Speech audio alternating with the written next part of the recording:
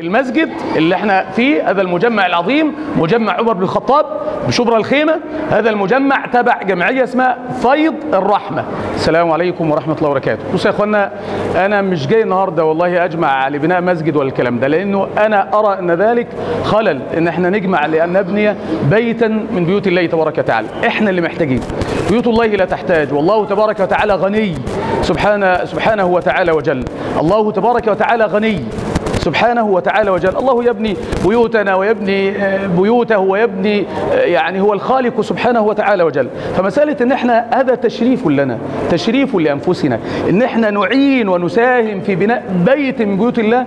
هذا ليس لأن الله تبارك وتعالى لا يبني بيته، لا يستطيع سبحانه وتعالى وجل. حضرتك لو شايف ملك ولا سلطان ولا كذا يبني قصره فذهبت تعينه، هل هذا يحتاجه الملك ولا السلطان ولا القصر؟ أبدا والله.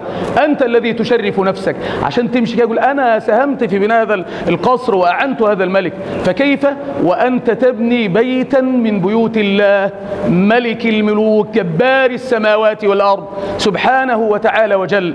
والله يا إخوانا أنا ما بجمعش، وحتى بقول لإخوانا دائما احنا مش بنشحت عشان نبني بيت ربنا، هذا بيت الله سيبنى بنا أو بغيرنا، لكن القضية مين اللي ربنا استعمله، مين اللي ربنا استخلفه، مين اللي ربنا أحبه فيسر له هذا الأمر.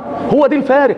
احنا بفضل الله اليوم أمام هذا الصرح العظيم، مجمع عمر بن الخطاب رضي الله عنه وارضاه، مجمع 8 أدوار، هيبقى فيه دورين مسجد، دور كمان مسجد للنساء، هيبقى فيه دور للتحفيظ، في مستوصف، في يعني كل الأمور والأشغال التي تعين الفقراء وتعين الناس على نوائبهم. وهذا دور المسجد، صرح.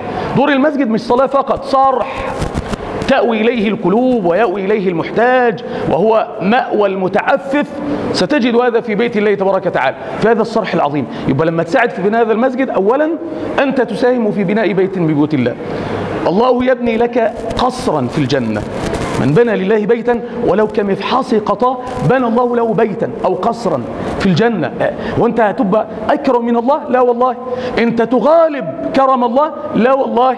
انت تجيب طوبة، هتجيب رخام، هتجيب سماعة، هتجيب شوية رملة، تدفع 1000 جنيه، تدفع جنيه، تدفع أكثر، تدفع أقل، فإذ برب العالمين يبني لك قصرا في الجنة. خلي بالك، انت بنيت مسجد، لكن من الذي بنى لك؟ الله. انت بنيت في الارض، لكن الله بنى لك في الجنة. في الجنة انت بنيت مسجد يعني مهما كان محدود المساحة، لكن الله بنى لك قصرا، بيتا منيفا عنده في الجنة. فلا تساوي هذا بذاك. الامر عظيم يا اخوانا، بالله عليكم لا تجعلوا الشيطان يصدكم عن هذا الخير العظيم. اوعى تقول زي اللي بيقول اللي يعوز بيتك يحرم على الجامع. لا، اللي يعوز بيتك يحرم على الجامع، يقصد به جامع الضرائب، يقصد به جامع المكوس، يقصد به الذي يجمع من الناس الأموال، مش الجامع يعني المسجد. هذا من تلبيس الشيطان. لا، ده اللي يعوز المسجد لو عيني أعطيها لبيت الله تبارك وتعالى، لو آخر جنيه في بيتي يخرج بيت الله تبارك وتعالى. الله تبارك وتعالى كريم ولا يغالب كرمه.